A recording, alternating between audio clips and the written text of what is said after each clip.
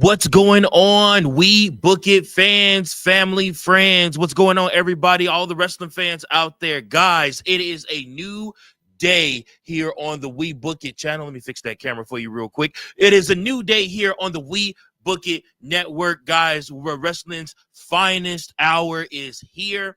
And of course, guys, shout out to everybody that is viewing us on YouTube right now, but also an even bigger shout out to everybody that is viewing us on Twitch. It is our first time doing a live recap episode on Twitch. And guys, I can't tell you how much it means to me, all of you that will be tuning in, watching on there as well. What's up, everybody? How's everybody doing? Hope you guys are having a beautiful Friday night, as I am also enjoying this Friday night. And we got a lot of wrestling to get to. A lot of things went down. A lot of stuff happened. But first and foremost, guys, some unsuspected things happened today that news broke that some superstars have been released or are being released or are not going to be a part of the WWE roster. First and foremost, I am your host tonight, Virgil, standing in for my man Fritos. Fritos is normally the host of our SmackDown recap, but he is a little bit under the weather, so I'm pinch hitting in for him, sitting in. Shout out to everybody that's tuning in live right now. But yeah, I am here pinch hitting for Fritos. Excited to be doing our very first live episode of the SmackDown Throwdown, Lowdown, Showdown, Hoedown, Wodown, and all the other downs that we have. So yeah. Oh, and look, I have a co-host finally. Yay! I was really worried my man was gonna leave me hanging. I saw you. I saw the what's the name. What's good, brother? How you doing? Good, man. I'm still recovering from this nap, bro. Hey, the end of the busiest time of the year for my job, and this is the last day of our Ready 2025 program. So, okay, man, I was like, I need me a post-snap, post-ready nap. Yes, sir. Get ready. So, so yeah, I got caught up on AEW, but I didn't catch up on everything on SmackDown. But you know, we can. That's all right. Hey, for the first time ever, say what's up to all of our viewers on Twitch. Hey, what's going on, Twitch family? What's going on? Welcome. Yes, sir. Yes, sir. Everybody, this is one of the co-hosts. He is the host of the AEW Dynamite recap, which will be live. I guess Fridays now, along with the SmackDown recap. But this is the host, also one of the hosts and one of the people that founded this channel, Big Daddy C. What's going on, Big Daddy C? Not much, man. Not much. Just ready to talk some wrestling. Yes, sir. Yes, sir. All right. So before we start talking wrestling, see, I have to get your thoughts. And guys, I want you to get active in the comments. If you are talking in the comments, if you are a part of this conversation, I will show your comment. We will read your comment out. So please get active. Let me know what you guys are thinking below. But Big Daddy C, I have to get your thoughts on this. Earlier tonight, Cedric Alexander took to X to announce that he is gone from WWE after spending 8 years with the company. How does that make you feel? I know he was on NXT for a hot minute recently. Right. So I know they weren't outside of NXT, they weren't really using them that much. I know right. Prior to, he was a good member of the Hurt Syndicate. Well, I'm sorry, the Hurt Business in WWE. Right. So who knows? He might make a return to AEW and get the band and join the band once again. So I full on expect that to be what happens. Yeah. I don't know what you guys think below. Let me know what you guys think in the comments section. But I truly believe that Cedric Alexander is on his way to AEW. Tony Khan probably has a contract already ready for him, and he will be a member of the Hurt Syndicate, probably making his debut. If I know Tony Khan, he's very eager to be like, haha, we got one of your guys. So I'm pretty sure he'll probably end up having Cedric Alexander debut next week. He'll just come out and help the Hurt Syndicate probably retain their championships or something like that. Also, in a shock that I was not expecting, Paul Ellerling and the authors of Pain have also been released from the WWE. Yep. What? There is no more Final Testament. Wow. Well, I guess in a way it makes sense because they haven't really been on TV. It's been mainly Karrion Kross. Hell, I ain't seen his wife on TV, honestly. So like, it's just been him popping up, in segments with Sami Zayn and other people. And so I think right now I feel like the Final Testament has run its course. And so I think they might have bigger plans for Karrion Kross. Who knows what's going to happen? But I think it was time. I didn't think they were going to get released. I think Authors of Pain, those guys are super talented. So I think if anything, you could have kept them. Maybe not on the. I feel like they could have like been maybe moved to SmackDown and then let's see them versus Fatu and what's the name? Both those guys, the bloodline. Well, I don't know what their name is now, but yeah, blood in, blood out, brother. Blood in, blood out. That would have been that would have been a nice feud to see, honestly. Those guys are talented. It's unfortunate that they got released. Hell, you could have sent them back to NXT. That would have been a good move as well. But it's unfortunate. But it really is unfortunate because them versus the are they the Viking Raiders or the War Raiders now? Which one are they? Which version are they? It's War Raiders now. Okay, yeah, the AOP versus the War Raiders could have fed families. I feel like the War Raiders don't really have a tag team on Raw that they're really fighting those championships for. I'm so sick of the Judgment Day being in the whole mix. New Day will be up next. Fine, I mean whatever, but the New Day got to get a big guy to make it believable. Because who believes little skinny ass Kofi Kingston and short as Xavier Woods is gonna beat those big towering dudes that you just made look like monsters? Who believes that they're gonna beat them without having some type of interference or something happen? That's the problem with booking like that. I mean, we've seen the Raiders when they was the Viking Raiders lose to competition not named the Judgment Day. We've seen them lose the titles to other tag teams that were like not super heavyweight guys. So I mean, it's possible, but like you said, interference. It's always been some type of interference or some cheating going on. Usually that's what it is, man. Yeah. It's never been clean.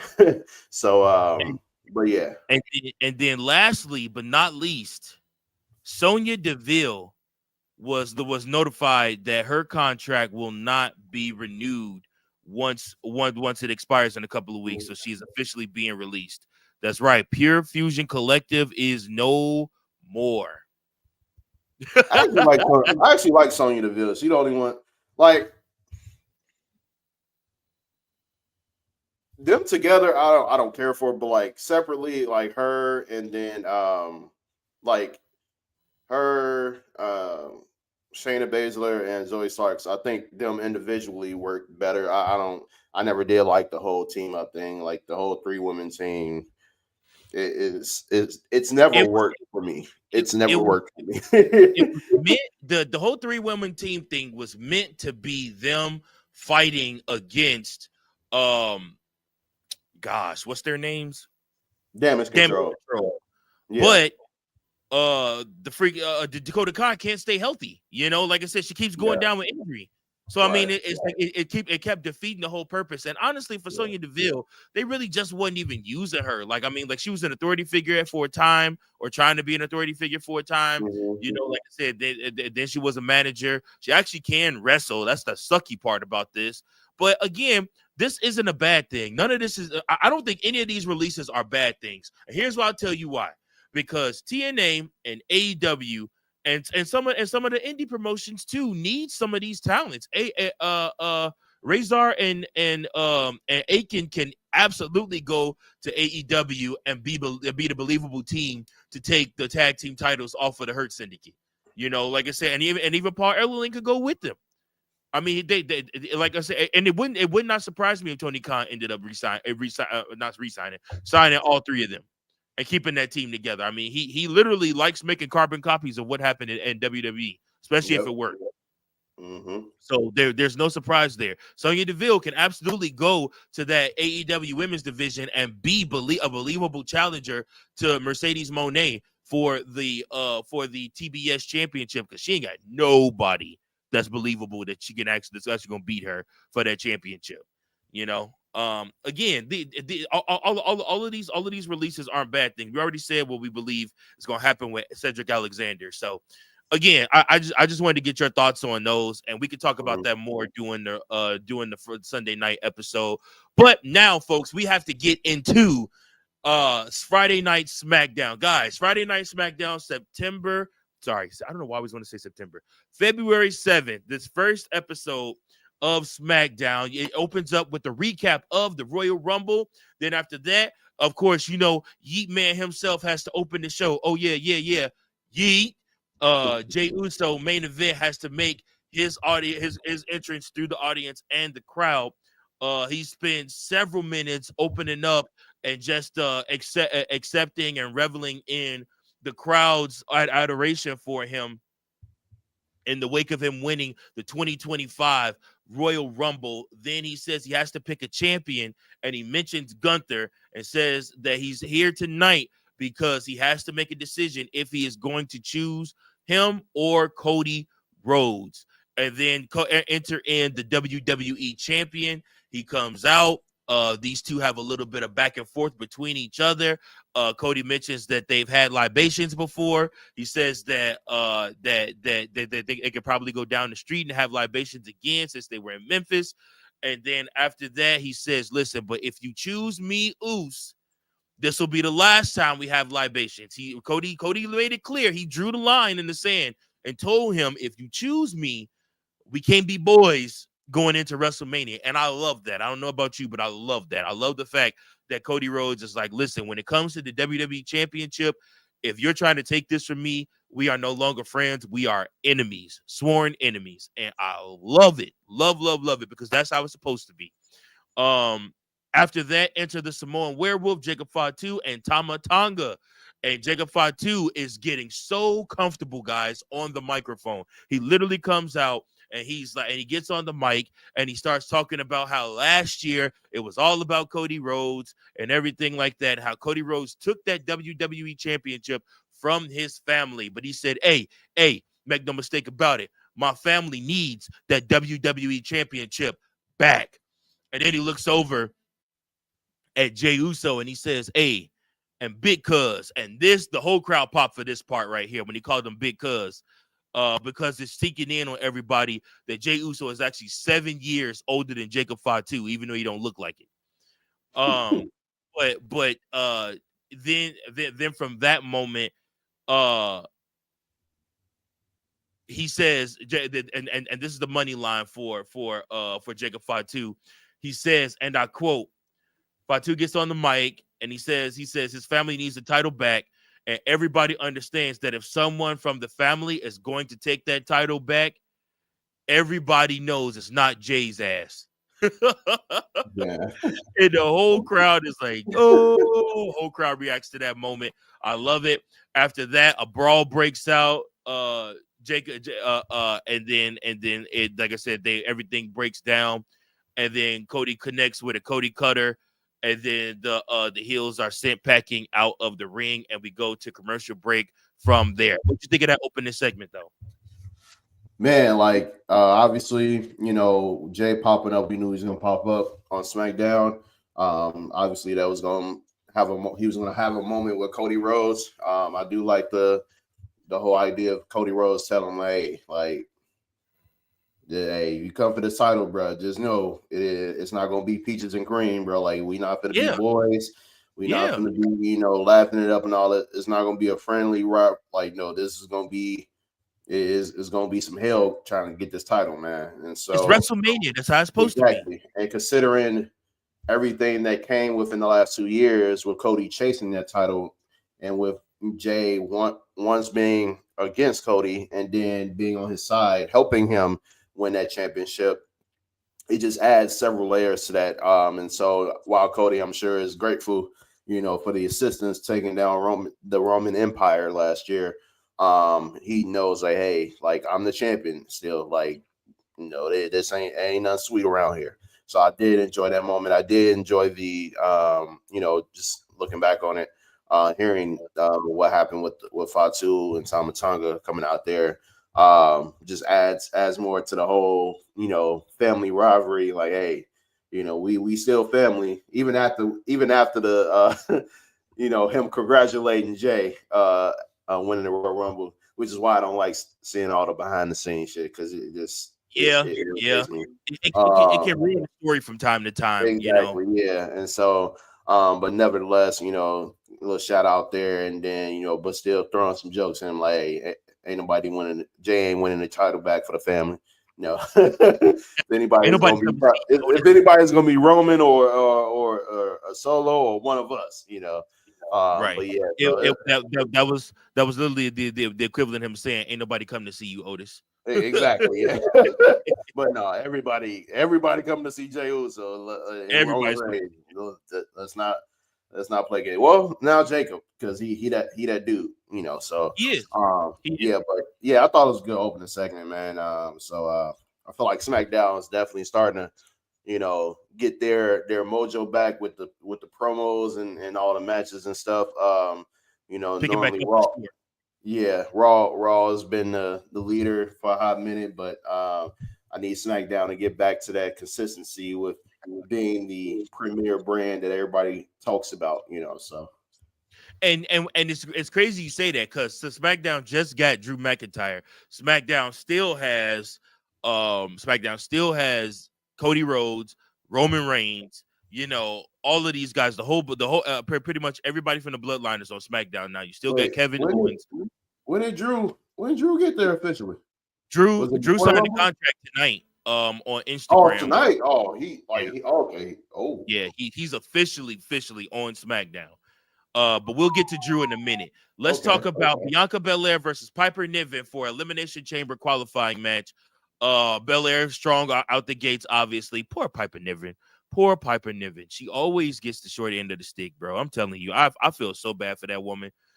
She's basically used as a big body enhancement talent for like the strength superstars to show their strength, and whatnot. And I mean, she has so much talent. I feel former NXT UK champion. Right. And and she just don't get the love that I feel like she should get. But anyways, Bianca Belair wins by pinfall with the KOD, qualifying for the Women's Elimination Chamber match, and yada yada yada. No surprise there. And then after that, Carmelo Hayes is in Nick Aldis' office. He says, unless this is about an opportunity, he doesn't want to hear it. Aldis says Adam Pearce has a raw talent that he wants Hayes to wrestle. Carmelo is upset, and Akira Tozawa walks in. Nick explains that since Melo cost him his spot in the Royal Rumble and thus potentially the main event of WrestleMania, har, it's only fair that they wrestle. Hayes changes his tune and claims it's going to be a layup, to which Akira Tozawa says it'll be an air ball. Melo sputters and leaves. And then after that, we see DIY make their entrance to send us to break.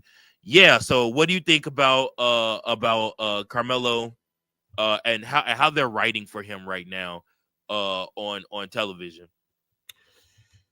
Oh man, it's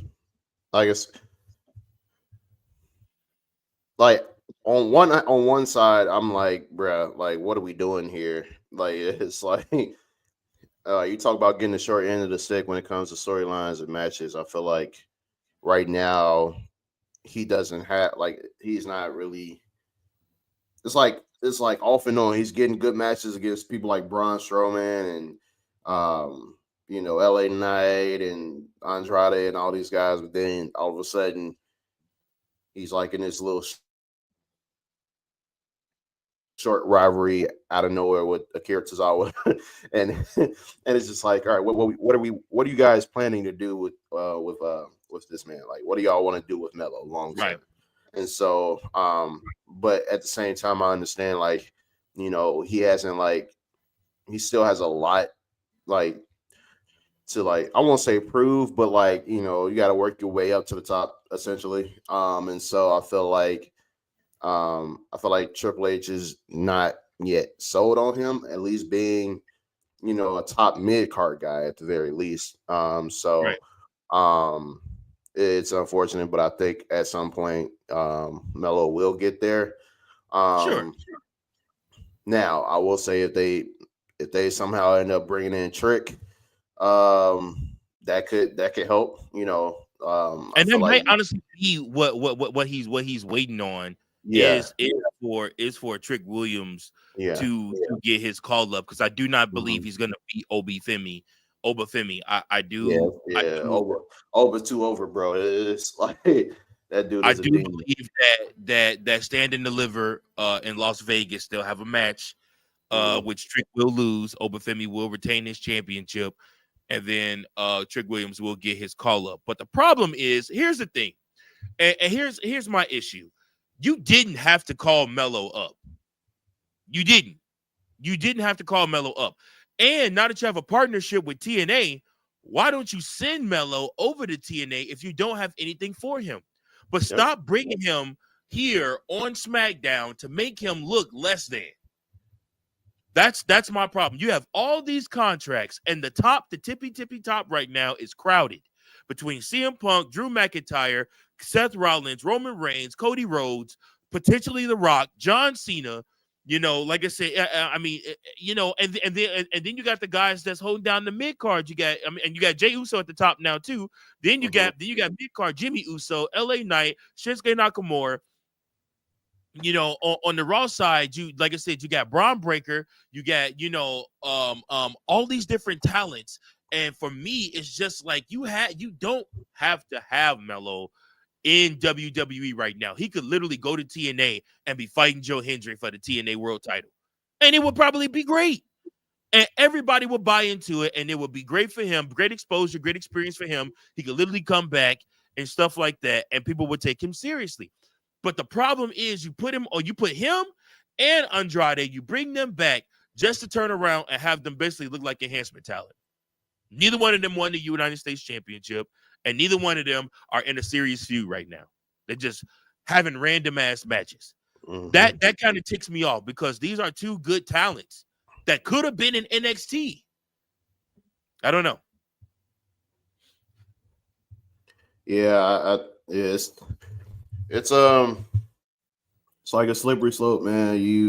Double-edged sword, whatever you want to call it, like calling these guys up. I get it, you want to give them their respect and their just due. Sure. But I feel like if anything, Melo probably wouldn't have been the first. I honestly think Trick would have been the first person to get caught up, but I think they had bigger plans for Trick in terms of like being the man of NXT right now.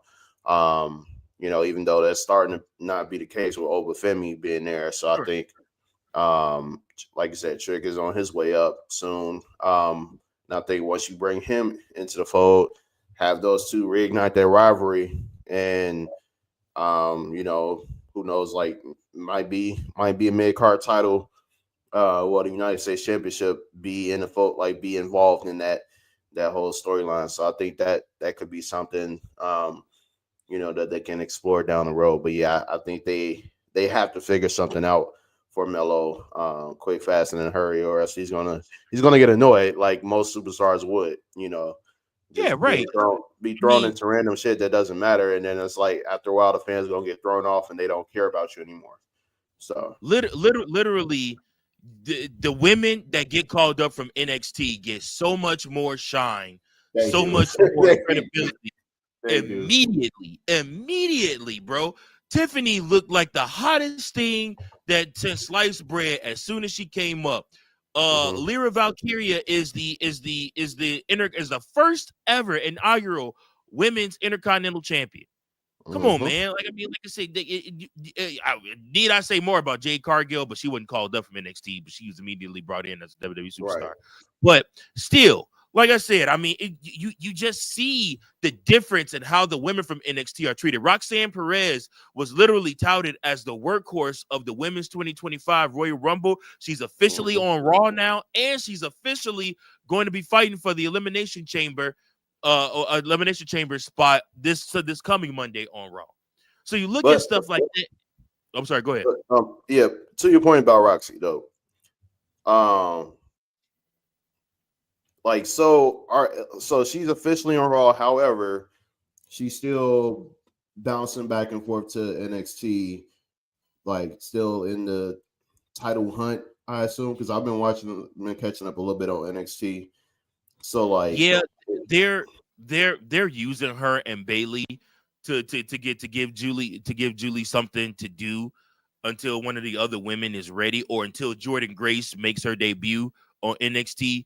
But yeah, no, it like I said, neither Bailey nor Roxanne Perez is winning the NXT championship from her. She's probably going to pin Roxanne and send her on her way out, and then Roxanne and Bailey continue their feud on Monday Night Raw. Is what I would assume. I got you.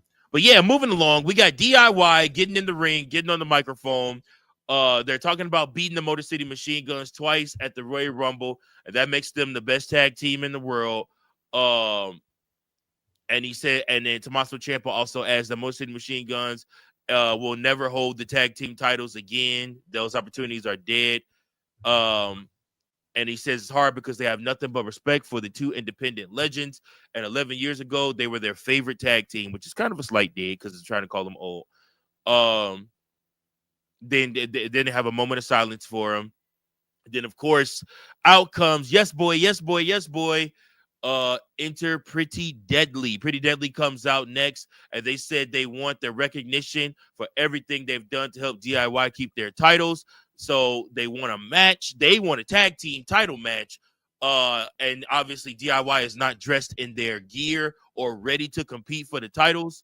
But at the same time, Nick Aldis comes out, and Nick Aldis says, well, you guys will not get a tag team title match tonight, but you will get an opportunity for a tag team title match if you beat DIY tonight. So Elton Prince and Kit Wilson versus Johnny Gargano and Tommaso Ciampa. The match is a quick one, it's not super long. Obviously, DIY isn't dressed to compete, but in this match, you could tell that the goal here was to make Pretty Deadly seem like a legitimate tag team again, not just an enhancement talent or comedy talent. You could tell by the way they were working in the ring, they looked like Pretty Deadly from NXT for the first time in a long time. Like you could actually take them serious as champions, and they did the damn thing in this match. They actually carried themselves very well. Ellie tags in, corner uppercuts in tandem, assisted code breaker. Then Ciampa breaks up the pin. Then back and forth. Then O'Connor roll. Tom has a handful of tights, but Elson kicks him.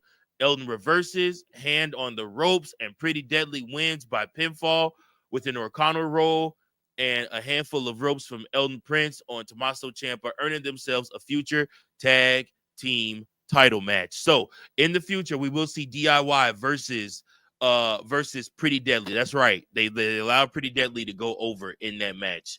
Again, like I said, you got to get this tag team division moving. You got to get it moving. It's so damn stagnant right now. Outside of Motor City Machine Guns and then being excited about which you have to wait until WrestleMania basically for the Street Profits to get the WWE Tag Team Championships. But still, like I said, I mean, we got 2-3 months until WrestleMania. So what do you do until then? Well, you build up another tag team, Pretty Deadly. Because I know the Raw tag team titles will be on the line at WrestleMania, but who are they going to be defending against? And you know the WWE SmackDown tag team titles are going to be on the line. Who are they going to be defending against? So, I mean, again, build this thing up, though. Make it make sense. Yeah, I agree. Obviously, I haven't been a fan of Pretty Deadly, but I know they were a lot more serious in NXT than they are on SmackDown. So I feel like it is like time to try to like build them back up as a serious tag team. I know they have the comedy and all the other stuff that comes with them, but yeah, I think this does add an extra layer to this situation here. I do foresee this being a fatal 4-way tag team championship at WrestleMania. Pretty Deadly, DIY, Street Profits and Motor City Machine Guns. I feel like that's pretty much where we're heading. Yeah. I hope it's not just a ladder match. I would like to see a TLC match. That would be amazing. But yeah, I think them going over was probably for the best. I think DIY doesn't lose they don't lose long term by losing a match against Pretty Deadly. As long as it's not for the championship, we're good with that. So I was cool with it. Yeah. All right, so we move on from there. Back from commercial break. The Miz is again making the case that Andrade El Ideolo could learn a lot from him. Andrade says that he did learn a lot from him. He learned how to beat him. Then Cody comes into the scene. Lurking in the shadows is the creepiest of creeps, the United States champion, Shinsuke Nakamura. I really don't know what they're doing with him. I guess they're just having him hold the title until either Jim or LA Knight, which we'll get to them later on in the show. But we go from that, and Cody obviously tells Miz that he don't need his help or whatnot. Then after that, he walks away from him into Jey Uso, and Jay's getting ready for his match. Uso versus Rhodes is a hell of a story. Then after that, we get a recap of John Cena declaring himself for the Elimination Chamber. Then Drew McIntyre makes his entrance. He says, screw Raw. He's officially back on SmackDown after he got eliminated in the Royal Rumble. He was pretty angry. And he drove back to Nashville and slept in his own bed full of rage. And then he had clarity and got out of his big bed next to his hot wife and looked in the mirror and said, my God, you're jacked and handsome, Drew. Why are you so upset? Hardy har har. He blames the hostile working environment at Raw for his attitude for the last year or so and says Adam Pearce is incompetent, but he and Nick Aldis have been friends since they were teenagers, and now he'll be able to be unleashed 100%. And why is he here? He's here for Cody, or more specifically, what he's got that was stolen from Drew, the WWE Championship. And then obviously enter in Big Jim Uso, who does have a new version of his song, which sucks, but whatever. He says Drew is out here living in the past every week, sounding like an ex-girlfriend with all this complaining. Nobody stole anything from him. He lost. He's standing out here acting like he doesn't have to get through him and LA Knight to earn his spot. Drew says that's cool, but he's not angry about that stuff anymore. He's a different man. He calls him Jay before correcting himself and saying that it must eat him up inside that they're so similar, and maybe he'd be where Jay was if he just said yeet first, which is hilarious. Uso says he doesn't understand. He's the big brother. He can say yeet. He can say no yeet. He's going to go to Vegas and cash his chips in. He's living in the present, and he's going to kick Drew's ass and go to WrestleMania. Then, of course, enter one LA Knight. He says he wants to affect good change in his life, so he wants to speak to all the men and boys here around the world. And if somebody arises in your life and hits you in your feels and you want to cry, let it out. It doesn't make you any less of a man, but there's a line where it becomes too much. There are 3 guarantees in life: death, taxes, and Drew McIntyre crying like a baby. He calls him Drew McIntyre. Get it? And gets his stuff in, and we go to break before their matchup begins. Coming out of break into their matchup, Drew versus Big Jim versus LA Knight. The match itself was actually a pretty good triple threat match. That's one thing that has enhanced since Triple H has taken over. I love the fact that you see more triple threat matches. You see more fatal 4-way matches. It's not just always a bunch of damn single matches. The match is pretty long. It does go long, but Drew does end up winning. Jim is coming off the top rope. LA Knight's knees are up. Then he gets up, hops up, and he goes for a BFT attempt. And as he's giving the BFT, Drew McIntyre comes into your screen, diving through, giving a Claymore to the back of the head of LA Knight while he's giving the BFT to Jim. And then Drew wins by pinfall with the Claymore on LA Knight, qualifying for the Elimination Chamber match. And that goes to an end there. What did you think of that match? What do you think of that whole segment? That was a pretty good segment. Yeah, man. Seeing Drew on SmackDown, definitely they needed that little extra boost. SmackDown's getting a little crowded now, man. They're getting a little crowded Very. now. Yeah. Which is good to see. That means there's some balance there. Raw doesn't have all the talent anymore. So so it's good to see Drew come out there. You got Jim Uso. He's starting to get some more recognition, some shine. LA Knight, still LA Knight. And so all these guys have one goal, try to get in a chamber match and get a shot to main event. Not main event, but have a shot at a world championship at WrestleMania. I would say main event. It depends on which championship they decide to have as the main event. Unless they have both nights have a world championship, depending on both nights. We'll see what happens with that. But I did like to see that moment as well as the match itself. Like you said, triple threat matches are a rarity on like the weekly shows. We do see them more on pay-per-views. Even then, that's still a rarity as well. But I feel like seeing them on weekly shows it's pretty cool. Especially when you got this amount of this caliber of talent in the ring fighting for a spot in the Elimination Chamber.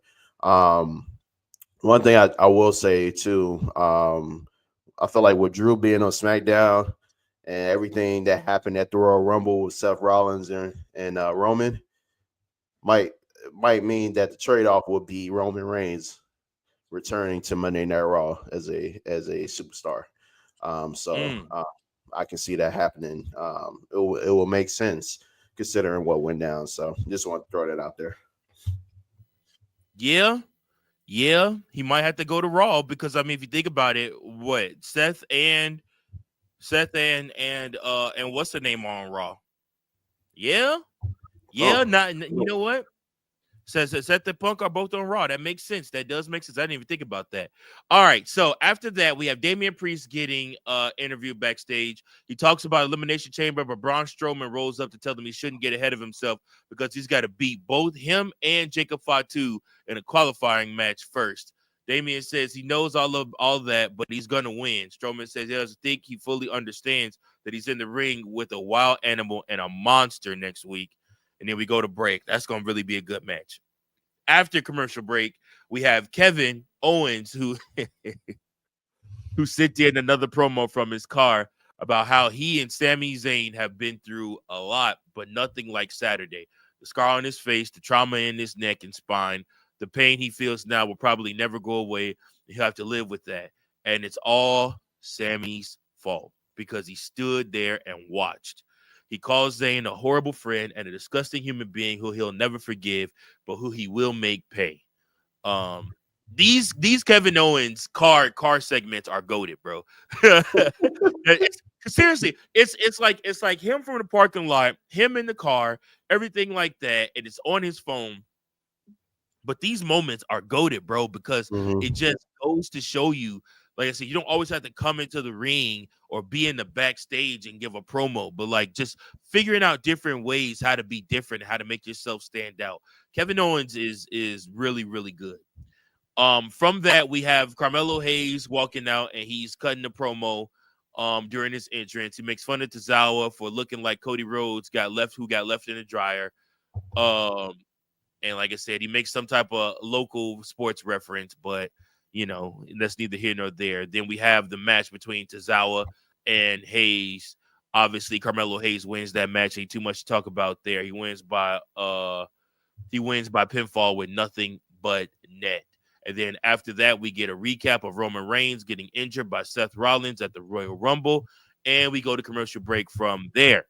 Then after that, we go back for commercial. We see Jerry the King Lawler in the front row. Good to see King healthy and happy. Hopefully he's still chasing puppies. And then after that, we get R-Truth helping Akira Tozawa in the back until he sees Jey Uso and literally drops him to run over and congratulate Us on winning King of the Ring. Jay, listen, let me tell you something. R-Truth is a national treasure. Jay corrects him, tells him go check on Tozawa, which he does with a cry. He yeeted on himself. Yeah. Cody rolls up to check in on Jay. Jay says he's still undecided. Now, Here's the moment we all been waiting. Here's the moment we all been waiting for, folks. Charlotte Flair makes her entrance and gets on the mic, and she asks Memphis if they love her or hate her, and says boos sound like money to her. She lives rent free in everyone's minds. Wrestling is obsession. We're obsessed with her looks, her championships, her last name, everything Charlotte Flair. She knows we all think that she thinks that because her last name is Flair, she's better than everyone. But that's not the only reason she thinks she's better than everyone. Did you really think that she was going to miss 14 months and not come back and win the Royal Rumble? She says she went to Raw to see Rhea Ripley and to NXT to see Julia, and now that she's here, she wants to see Tiffany Stratton. Enter Tiffany Stratton, obviously coming out, say her name, and she appears. She says nobody is bigger than Charlotte Flair. Nobody is a bigger Charlotte Flair fan than her. But when she got hurt, everybody cared for like a day. But then she came along and ticket sales went up, and WWE is hotter than ever, and she's on top of all of that. Flair turns and asks if she said something and tells her to speak when she's told to speak. Ooh, son in her or daughter in her, I guess. Stratton talks about being compared to Charlotte and tells her to pick her because then she'll win and she won't be the next Charlotte Flair, but she'll be the one and only Tiffany Stratton. Charlotte calls her a child begging to be seen as a star and tells her to get on her hands and knees and beg if she wants to challenge her at WrestleMania. Enter Nia Jax, flanked by Candice LeRae, which God. She says this blondie back and forth is cute and all, but it's a little premature because she's going to be champion again. She spoke to Nick Aldis, and he agreed that she should get a rematch for the title next week. Flair says this is interesting, and she's going to stick around next week to see what happens. Enter Alexa Bliss, ready for a qualifying match after the break. A lot of back and forth there, nothing really to cover. Then we go Alexa Bliss and the Candice versus Candice LeRae. They have a filling out period. I don't know about you, but they're like, it's weird because they're like twins. Except for Candice LeRae has like purple hair. Outside of that, like her and Alexa Bliss, same height, everything. Like it's really weird. They like I said, they go back and forth for a little bit. And then obviously Alexa Bliss wins by pinfall with the square hammer DDT. Congratulations, Alexa Bliss. She is going into the Elimination Chamber where she has done damage before. Excited for that. That's going to be cool. Then after that, we got Byron Saxton interviewing Chelsea Green and Piper Niven backstage. Green says it's when, not if, she wins Elimination Chamber and becomes a double champion at WrestleMania. B-Fab and Mia Yim roll up to air their grievances at Green and Niven. Chelsea calls her nasty, and then Zelina Vegas rolls up to Angle for a title shot. Ooh, Zelina Vega calling her shot. Then after that, we go to break. So, do you want to see Zelina Vega get a chance at the United States Women's Championship or no? You know what? Yeah, because I'm over seeing Michin get opportunity after opportunity. It's time for some new blood, man. No ass. Yeah, let's get Zelina Vega up in there, get a shot. Yeah, and then so I think it's time, so I wouldn't mind seeing it. Yeah. All right. So moving on from there, after a commercial break, Street Profits cut a promo about how they've officially pissed off all these strangers coming in and taking their opportunities and tag titles, splitting up only to become back together because they don't have any other options. Byron Saxton interviews Motor City Machine Guns backstage. Before they can say much, anything, Los Garza rolls up, and it becomes a big argument, and challenges are issued and accepted. Then Jey Uso, main event, Jey Uso makes his entrance into the ring. After that, we come back. It's American Nightmare, Cody Rhodes versus main event Jey Uso, and main event Jey Uso versus the Samoan Werewolf, Jacob Fatu, and Tama Tonga. This match was pretty good. A little back and forth between them. Obviously, the match ends with Cody Rhodes and Jey Uso winning by pinfall with crossroads from Rhodes on Tama Tonga. And obviously, they're going to keep Jacob Fatu strong by not having him get pinned. So that's why they have him teamed and paired with Tama Tonga right now, because he's eating all the pinfalls. After the match, Cody Rhodes is celebrating in the ring And of course, out of nowhere, in his oh so familiar black hoodie, comes Solo Sikoa out of the crowd and hits the Samoan spike on Cody, and the show closes from there. I don't know what to tell you folks outside of, I guess that means that that Solo Sikoa is going to get another WWE Championship shot. Not saying he deserves one, but that's probably what it looks like we're headed down, unfortunately. And that is your SmackDown review. C, did you have any closing thoughts about the show? Oh man, like I said, a lot of this stuff I'm finding out real time because I hadn't got a chance to catch up on SmackDown. But man, Solo being back is God. Okay. Yeah, I sincerely hope that Jacob Fatu and Tama Tonga beat the hell out of him.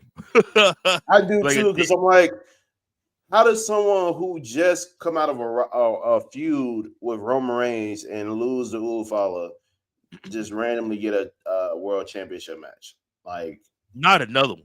I don't understand. I don't understand the idea behind it. Like, it's stupid to me. So I don't know. Like that's the only thought I got right now. Yeah. Again, folks, that is your SmackDown portion of this recap show. But let's go ahead and let's move it over to the other side, guys. That's right. We're going to change things up for the All Elite recap. Big Daddy C, take it over after these messages. I think Soundstripe.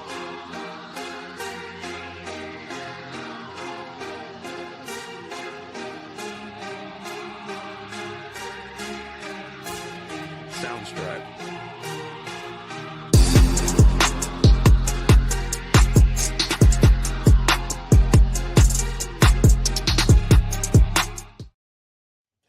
Yo, what's good? We Book It fam. This is your host, Big Daddy C, joined by our head honcho, our producer extraordinaire, Mr. Virgil.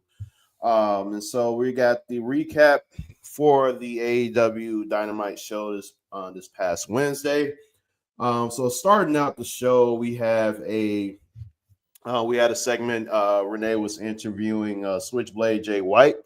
Only for the Death Riders to make an appearance, and right behind them was Rated FTR, and here we go, brawl, opening brawl to a brawl to open up the show, and so this pretty much spread out throughout the entire arena from parking lot all the way through the ring to the ringside. And so what did you think of this opening segment? Oh yeah, it did culminate with Rated FTR and Switchblade making a challenge to Moxley and Claudio Castagnoli in a Brisbane brawl match at Grand Slam. So what did you think of this moment and the challenge that Cope and Jay White threw out? I like it. It gets Edge closer to the AEW World Title, and that's where I think I want to see him at. I think I would love to see him. Thanks for correcting me. I should have called him Edge because I did say on my show I am calling him Edge. So thanks for that correction. Yeah, listen, I'm not calling that man Cope. I don't care what y'all say.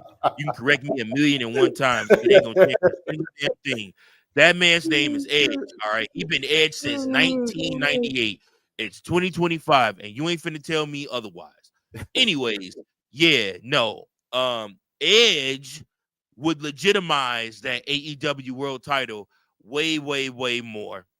So him having that AEW Championship, him getting close to it, I love it. I do foresee him having to go through Switchblade to get that AEW World Championship. So I mean, eventually they're gonna have to scrap, but at the same time, we have time to get to all of that. So yeah, but just for right now, it makes sense. All right, moving on, we have let's see here. Moving on, we have the the match between Will Ospreay and Mark Davis. So this was a bit of a shock here. Of course, you had the Don Callis weird theme. His face just pops up on the Titantron with this like haunting music, and then he introduces Mark Davis as the opponent. Now, if you remember, Mark Davis was feuding with well, he was on the side of Hangman and who was it? I forgot who else it was, but yeah, it was Hangman and I think Orange Cassidy when they were feuding against the Don Callis family. And so it was pretty much a he was feuding with the Death Riders, I believe. So to see Mark Davis, who was a former ally, essentially join pretty much join the Don Callis family going against Will Ospreay, definitely shocked Will Ospreay. And so these two did have a one-on-one match, pretty much back and forth. We know the chemistry that these two have in the ring. They do have a lot of history, even outside of AEW. I think Mark Davis is known as the Will Ospreay killer. And so this match ends with Ospreay pretty much hitting the forgot his move that he has he pretty much hit him with his finisher. And then this brings out Takeshi. I was saying this man's name wrong the entire time, like no version. I was calling his name Take Sheeta. Can't tell some of Tekken. When I watched it's Takeshi. So I'm like, okay, all right. I was saying this man's name wrong the entire time. So they're pretty much a back and forth match. Will Ospreay hitting his finisher to win by pinfall. So what did you think of? What did you think of this match? And then the aftermath of it. Good match, decent match. Like I said, the aftermath just sets up what's coming up next for them. I love that they're keeping this feud going. I love that you're finally starting to see some of these wrestlers get some momentum and figure out where they're headed with them. Tony Khan's got to continue doing something like this. I continue booking like this, man, because like I said, this is how you sustain your talent, and this is how you get people invested. Yep. And then so the finisher is called the Hidden Blade. So my apologies on that. And then I want to say I think outside of after the match, Kenny Omega will come out and he basically talked to them in the crowd, and they're cutting a promo promising victory against Takeshi and Cal Fletcher at Grand Slam. So that will be a pretty interesting match there. Moving on, we have the Hurt Syndicate throwing out a challenge. Let me see. Well, no, they had a match against the let me see. Yeah, so basically the Hurt Syndicate was out there, throwing a promo. They gave out an invitation to the tag team division. This will bring out the return of the Guns, the two sons of Billy Gunn. And so Austin and Colton Gunn come out there. They've been out for a hot minute. And so the MVP basically said, I appreciate, I admire the courage to come out here and accept the invitation. And I also respect your father. And he's on the reason why I'm not, sicking Bobby Lashley and Shelton Benjamin on you to basically kick your ass right now. And so he's like, basically, so next week, we're gonna have the Hurt Syndicate versus the Ass Boys. They called them the Ass Boys, and then they exit the ring, and then you had basically Colton was like, "Damn right, we the Ass Boys. We're gonna be ready for you." So, what did you think of this segment here? Where was Daddy Ass at this whole time? That's kind of what I was thinking. I think he would legitimize this thing even more. As we talked about on the SmackDown portion of this show, I do expect Cedric Alexander to debut next week and help the Hurt Syndicate retain their championships. I expect the Ass Boys to have them on the ropes and for them to end up losing because of Cedric Alexander's interference in that match. That's just what I believe. As far as this seems rushed. Shout out to a good friend of mine. He might be watching, he might not. I don't know if he's on duty tonight or not. But Michael Milligan, we were talking, and his biggest complaint was that he doesn't understand why Tony feels the need like he has to rush everything. Like it has to happen right then and there. Like again, like I said, like Cedric Alexander is going to show up next week on AEW Dynamite after being, after being released from WWE this week. So I mean, again, like it's just, it's just this rush mentality instead of letting stuff play out and building towards something. But yeah, this feels rushed. I mean, for the tag titles next week, it don't have to be that soon. I mean, like I said, you could get by with a couple of weeks of promos and building up the story a little bit more. But it's how it goes. Yeah, and to add to that, like in regards to the guns, like I know because they're the big group is the Bullet Club Gold featuring in there. You got Jay White and Juice Robinson. I think Juice might be out with an injury. I'm not sure. And then you got Jay White dealing with the Death Riders drama with FTR. So I don't know if he's gonna assist the Guns if the Hurt Syndicate happens to get some extra outside help next week. We'll see what happens with that. But yeah, so I think this will be a good match. A good match for the Guns to start off with upon their return. I don't see them winning the championship next week. But I think it'll be a good rivalry, for the Hurt Syndicate to start off with at the beginning of their tag team championship reign. Moving on, we have Takeshita and Kyle Fletcher versus the Hounds of Hell, which is now the group of Buddy Matthews and Brody King. We know that Mr. I don't know why that's funny to me, but it is. Yeah. We know Mr. Alec. God. Aleister Black. Yes. He's no longer. Well, more likely he's pretty much on the outs with AEW. So that's pretty much. Oh no, it's official. He gone. It's done. He's no longer employed. Okay. Cool. We full on believe here on this channel through speculation that he is the one that Chad Gable is going to learn from the dark arts of luchador wrestling. Hey, you know what? That will make sense. That will make a lot of sense. Yeah. So essentially, in this match here, on the Hounds of Hell, you had pretty much back and forth, hard-hitting matches. Hard-hitting maneuvers in this match. I think they had the upper hand for most of it, but with the Don Callis family, they always find a way. And so eventually they would combine. Takeshita and Fletcher would combine for an assisted brainbuster for the win.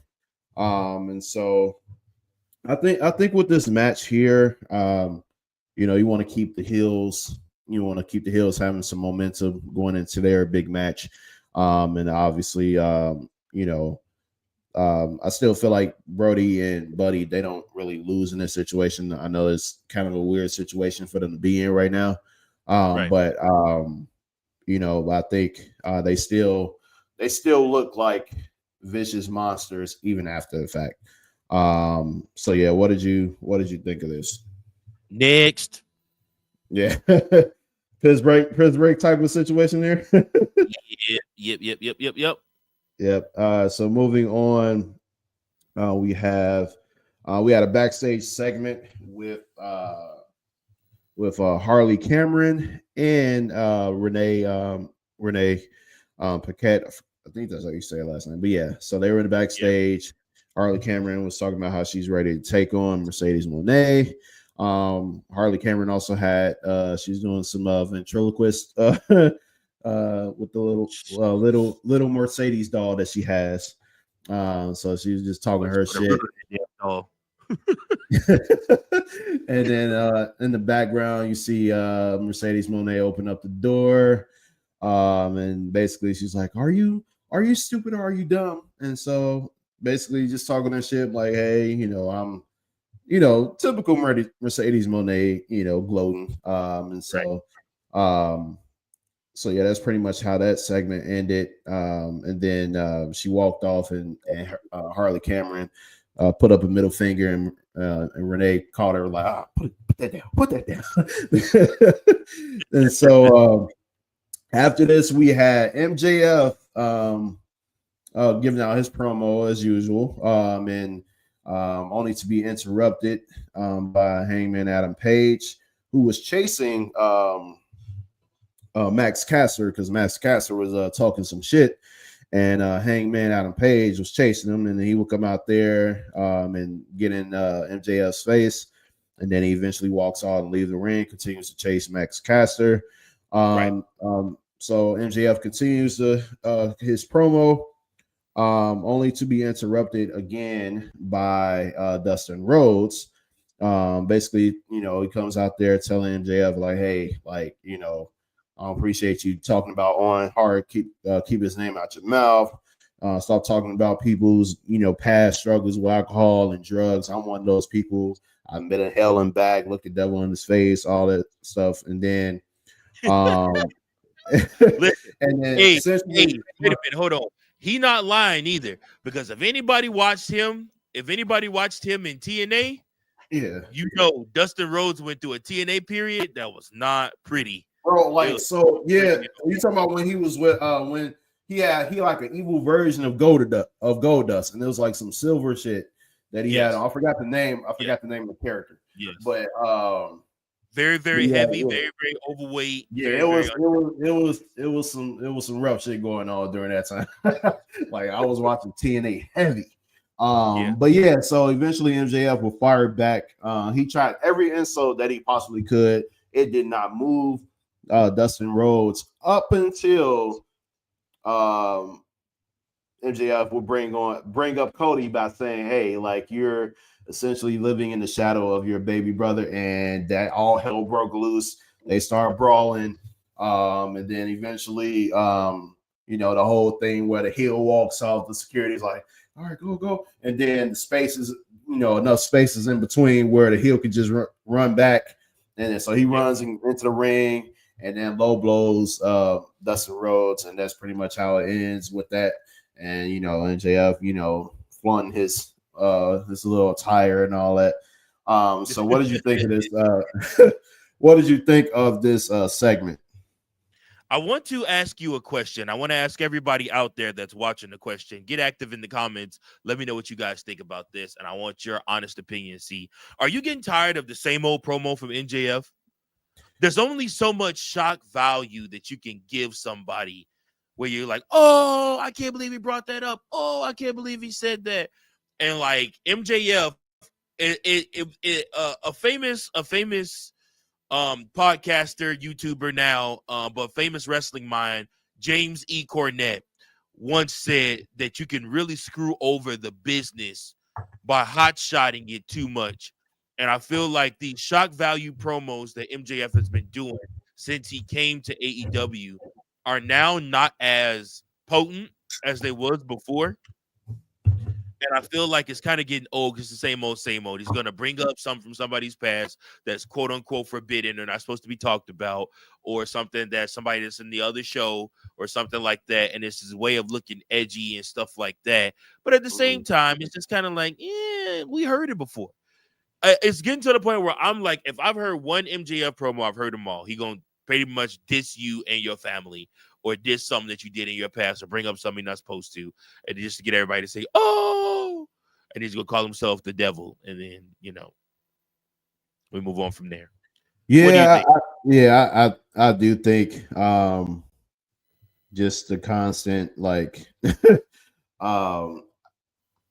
think it is getting a little bit old. However, I will say this, it's different. I feel like the year where he was trying to get the contract and all the stuff, he's shooting the shit against Tony Khan. We was trying to figure out is it work or a shoot, and then I feel like the rivalries that he's in, I feel like that's when it depends on whether or not the promo is worth raving about. The rivalry with CM Punk, the rivalry with Adam Cole, things rivalries like that. I feel like it depends on who MJF is feuding with, to where if the promo is going to be top tier, to where we actually don't get tired of it. But in this case, I feel like it's been every week. It's kind of promos been kind of I won't say bland, but it doesn't have that same feel as it used to, and so I think it's because he's not in a true meaningful rivalry right now. It's not for a championship.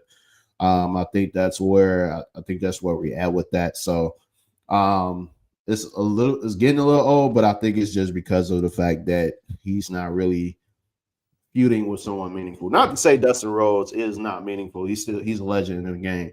The whole Jeff Jarrett thing too. They're both legends, No, you don't have to clean that up. You don't have to clean that up. It's not meaningful with Dustin Rhodes.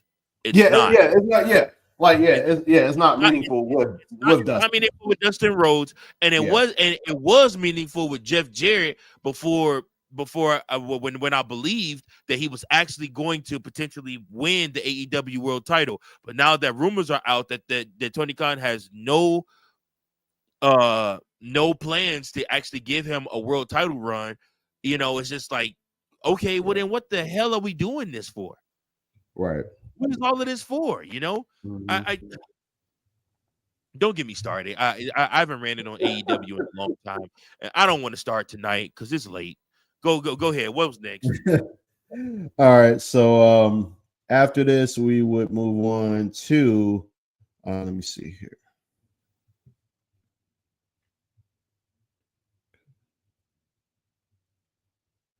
All right. So we had some backstage moments here with Adam Page. Basically, he refused to admit to Renee that he was actually not Renee, that he was actually apologetic about what he did to either Swerve Strickland or Christopher Daniels. MJF nearly hit Christopher Daniels on his way out to the ring before mocking him about his retirement. And then we had another segment with Samoa Joe and Hook taking out Nick Wayne and Kip Sabian in Christian Cage locker room, and a message to the Patriarch. So next up, we had a match between Queen Aminata and Toni Storm, who was cosplaying as the Glamour Mariah May. And so Justin Roberts pretty much announced Timeless Toni Storm was playing the role of Glamour Mariah May for the night. So essentially, she come out with the gear that Mariah May has worn in the past, as well as having her mannerisms. And so she was taking on Queen Aminata. Good matchup. Queen Aminata held her own, but eventually Toni Storm will reign supreme, taking her out with the Mayday, which is also another interesting moment in the match itself. So after the match, we had Renee Paquette interviewing Toni Storm. So Toni Storm just cutting the shit, basically saying no, she only wanted to speak as the women's champion. May would eventually cut her off as she's getting pissed off while Toni Storm is talking, but she eventually stomped away, being frustrated because Toni Storm was like, hey, you want some? Come on, I'm here. Hey, I am here.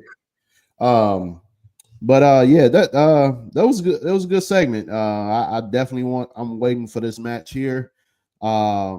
This rivalry that between these two been one of the best things about AEW, honestly, within the past year. Obviously, you know, Tony Storm, man, she's just whew. Listen. I just need you to recognize right now. We do a segment. Juice Robinson, man. Juice Robinson, you're a lucky motherfucker, man. We do a segment on the Sunday show called Big Daddy C's Baddie of the Week. If Tony Storm ain't Baddie of the Week this week, we gonna cancel the whole segment. Yeah, she might be the first 2-time Baddie of the Week, bro. Like because she was Baddie of the Week last week. So well, no, I didn't make the show last week. But yeah, my bad. That was our 50th episode. That was our 50th episode. I do apologize for that. But yeah, the week before that, she was the Baddie of the Week. She made her return as timeless Tony Storm. But yeah, I thought this was a good match. But yeah, man, I was just too fixated on Tony, and she had a little segment where she was like prancing around the ring, and I'm like, bro, too much, man, it's too much. So moving on. We had Serena Deeb. She was watching the action of this match closely backstage, so we'll see what happens with her in the future.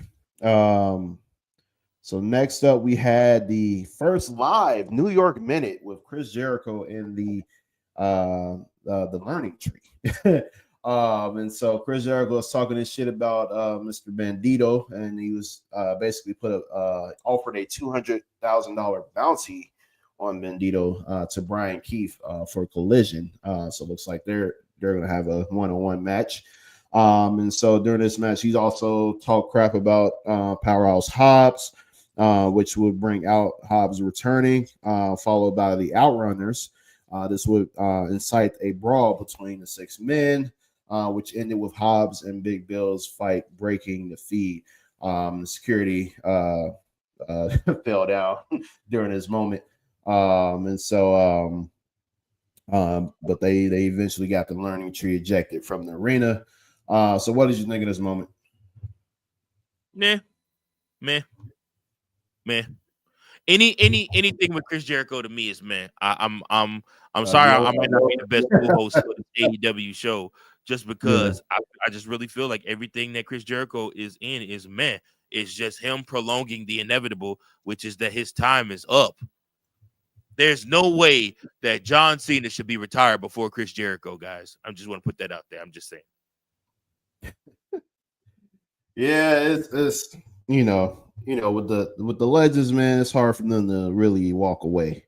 We talk about this with other pro sport. Well, the real pro sports like basketball, football and all that. It's hard for guys to walk away, and I feel like it's the same thing with wrestlers, especially those that's been doing it for over 20 years. And they feel like they still can do it, based on the way things are. Yeah, the way things are in today's economy with wrestling, how see, that's fine. But just My do bad. your Jericho thing. That's why do your Jericho Cruise thing then, and we can all be happy and excited for you on that. Just do the cruise wrestling boat show thing, and do that. But I don't need to see you on my television on every episode of AEW Dynamite. I don't need that. I don't. There are people out here in this world that would rather see Chris Jericho on their television than see John Cena. And to me, that is asinine. That is completely a joke. Yeah, so moving on to our main event, what we've all been waiting for. The first meeting between Mr. Ricochet and Swerve Strickland. We know what's been happening between these guys over the last month. You got attacks, week in, week out, promos, dissing each other. And so finally we get the matchup that we've been waiting on. So to start out, Ricochet blasted Swerve Strickland with a steel chair during his entrance. No surprise there. Ricochet has been, trying to find every way to one up Swerve. And so Swerve's like, all right, cool. Well, let's do this match. I'm not scared. Like, yeah, hit me with a chair. Let's get it on. And so Ricochet was back and forth between these two. There was a moment where Swerve did pretty much he hit Ricochet with a I think it was I want to say a suplex or a brainbuster on the barrier. And so from that point, Ricochet was pretty much trying to recuperate and fight back throughout that match. There were a couple of swerve stumps throughout this match where Ricochet did survive. He survived the first one as well as the first house call. And so eventually then Swerve will hit another house call followed by another swerve. He went for the swerve stomp the second time, and during this time you had Ricochet basically like put his hands up like this with an inadvertent low blow. So it wasn't intentional, I would say, but this would pretty much bring out the opening for Ricochet to hit the Spirit Gun and get the victory over Swerve Strickland, which was a shocker. I did not expect Ricochet to get the W on his first time matchup. So what did you think of this match? I love Swerve Strickland a lot. I hate Ricochet a lot. I don't think they're viewed that much. Okay. All right, so yeah, after this match, Prince Nana tried to check on Swerve, but Ricochet blasted him and stole his robe to stand tall in style, and that is how this show ends. Should have changed and the stupid ass hat he wore on his head, but you know. So overall, what did you think of the show? And what like grade would you give it? I would give it a C+. Show was not really that good. Had some moments though. Obviously, Toni Storm is must-see television anytime she's on the AEW screen, WWE screen, TNA screen, New Japan screen, any other screen I want to see her on because she's Toni Storm and she's timeless and I love her. As far as everything else, fuck the rest of that show. So yeah, essentially, if it ain't Toni Storm, Mike ain't watching. When it comes where we're at right now. Sorry. All right, so I love Adam Cole. I love Edge when he's Edge. I don't know who this Cope guy is, but I love Edge. Like you said, and I think the Hurt Syndicate is money too. But yeah, fuck the rest of that show. All right, including MJF. You said what? Including MJF. Yeah. So yeah, this brings the end of the AEW recap show. I am your host, Big Daddy C. Thanks for all who have watched this and who will be watching on YouTube after today. And we got our guest, Mr. Virgil, our head honcho, producer extraordinaire. So thanks for all who tuned in. Continue to like, share, and subscribe to the podcast. We are currently streaming on YouTube, Twitch, newly of Twitch today, and as well as X. And so we're also on Facebook, IG. We got our own individual channels on our own individual pages and channels on TikTok. And then we're also on Spotify and Apple Music. So follow us on those platforms as well. So we will catch you all on Sunday. Thanks for tuning in again. And we'll see you Sunday. Yep. All right, everybody. Appreciate you guys. Have a good one.